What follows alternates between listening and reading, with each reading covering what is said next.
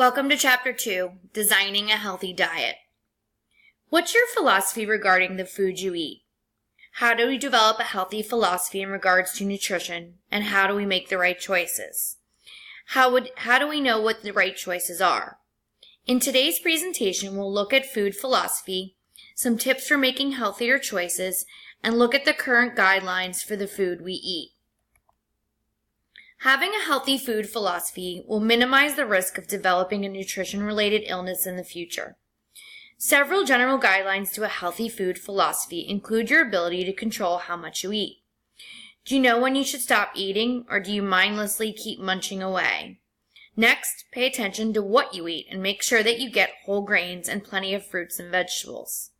Finally, stay physically active to keep your metabolism burn what you eat. One mistake that we frequently make is the belief that if we have a healthy food philosophy, that must include eliminating some of our favorite foods. That's not true. When you feel deprived of something, it contributes to a stronger craving, leading to binging. It is better to allow controlled amounts so that you don't feel deprived and can have control of your cravings.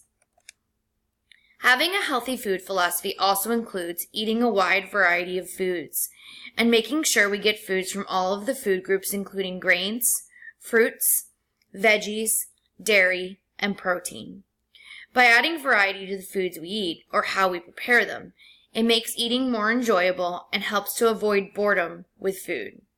Being healthy doesn't mean that we stop loving food. Another benefit of adding more variety of foods to our diet is getting more of those superfoods, also called functional foods. Foods that have additional health benefits and more phytochemicals have more nutrition and fewer calories that provide more benefit to our health. Let's take a minute and talk about the difference between nutrient-dense and calorie-dense foods. Nutrient-dense foods have fewer calories but higher nutrition values. These foods include lean meats, beans, carrots, oranges, and other fruits, low-fat dairy products, and whole grain breads and cereals.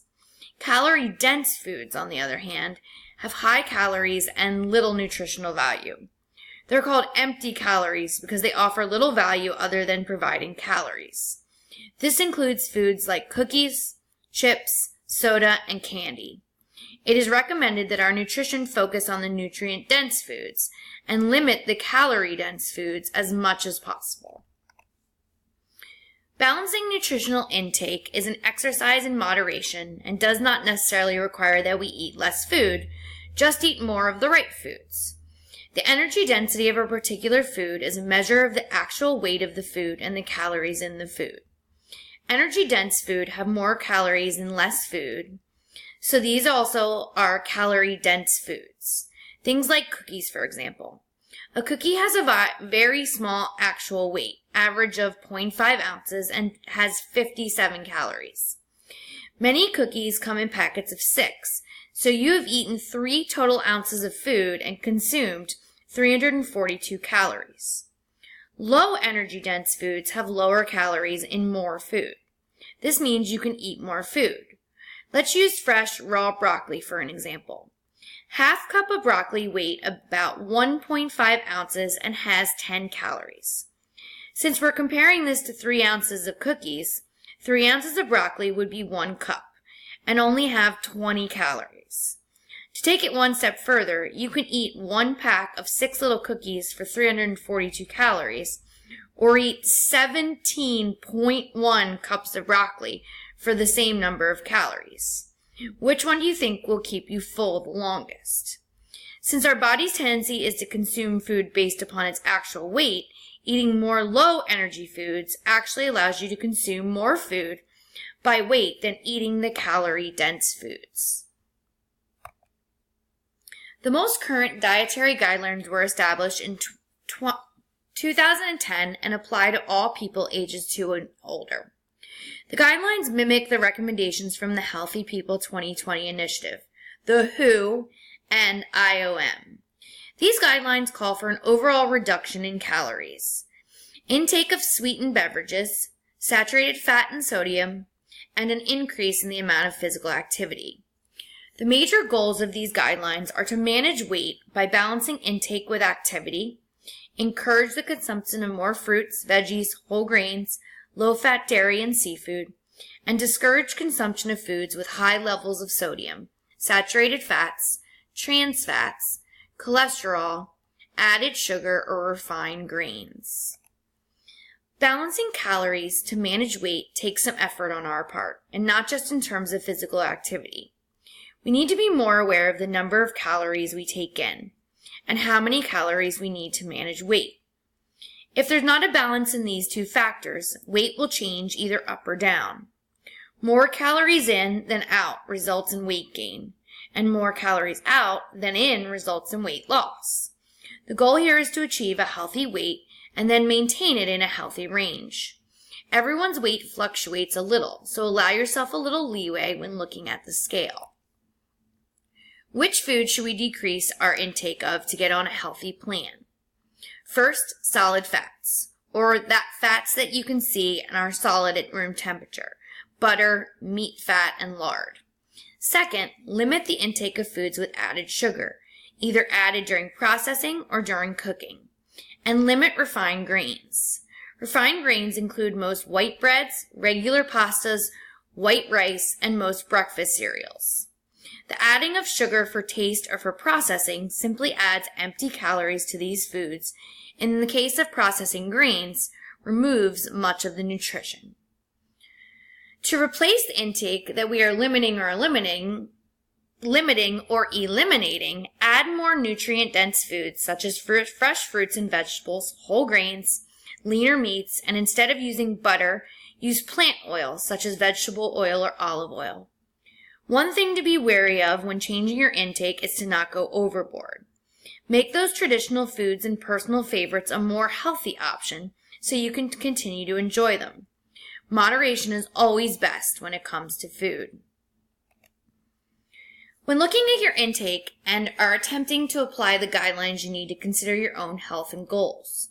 Do you have any chronic illnesses that require special dietary needs? Is your goal to maintain or lose weight?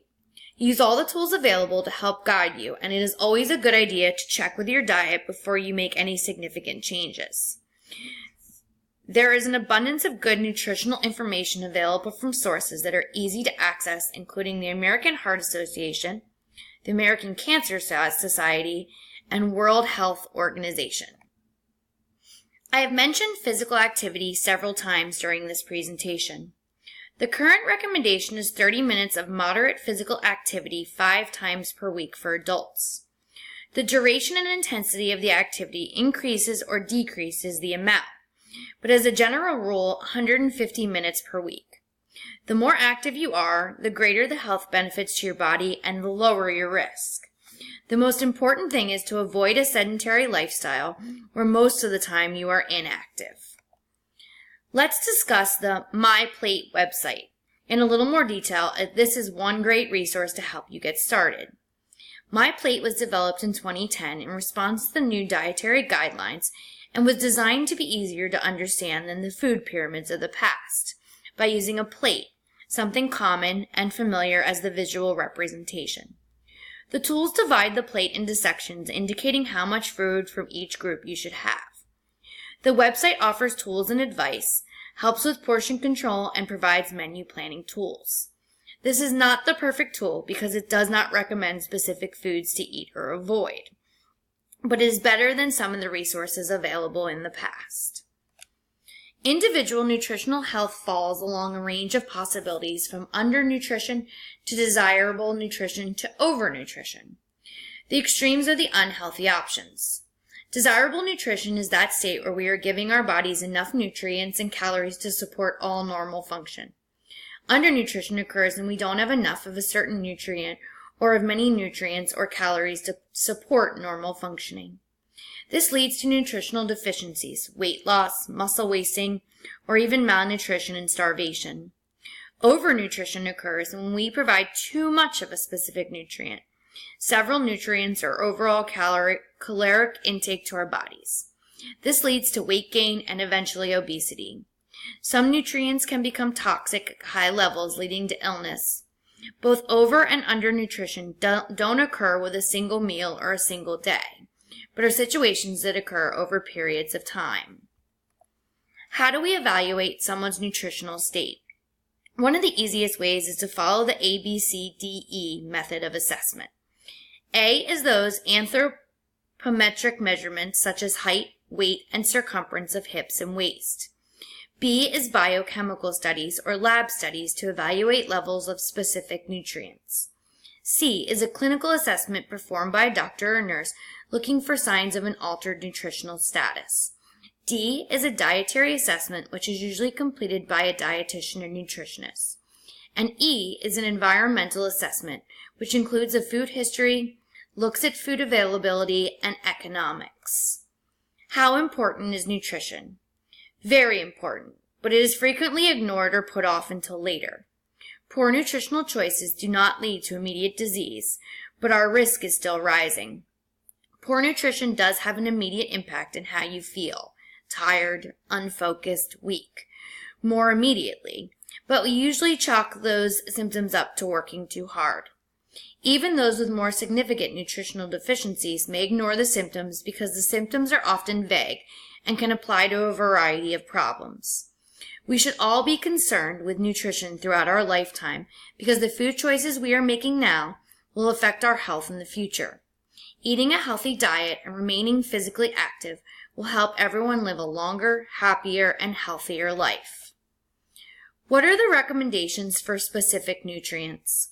We will discuss these in detail in future chapters, but the current recommendations are called Dietary Reference Intakes, or DRIs. These come from a continuous evaluation of new information and are determined by the collaboration of the Food and Nutrition Board and the Institute of Medicine. A DRI determines the amount of each nutrient is needed in our diets. DRIs include the recommended dietary allowances, which is the daily amount of a nutrition that meets the needs of most people. The adequate intakes of AIs, which is a level set when there is not enough information available to determine, and RDA, the estimated energy requirements, which estimate the number of total calories needed, and the tolerable upper intake levels, or UIs, which set the maximum chronic dose for specific nutrients. The daily value, or the percent daily value, is the measurement that is most relevant to us. It's what we read on food labels, which tells us what percentage of the total daily intake of a specific nutrient is contained within a food or produce. For example, a nutrition facts label states a food, hot dogs, contains 420 milligrams of sodium per serving, which is 17% of the daily value. These values assume a 2,000 kilogram calorie diet, which means if you eat more or less, the percentage would change. But this gives us a good way to make sure. One mistake made when interpreting food labels is that we do not account for serving size. Serving sizes vary greatly, and while you may be thinking that a product only contains 420 milligrams of sodium, if you eat 2 hot dogs, you consumed 840 milligrams of sodium. Remember to check the serving sizes, and even though they have gotten better with using realistic serving sizes, not all products are on board. One thing everyone can do to improve nutrition is to become a better informed consumer. Evaluate the health claims associated with food. Is there any real science behind the claim and what the credentials of the person making those claims are? If you still have concerns, speak with a nutrition professional. Avoid mega doses of vitamins and mineral supplements.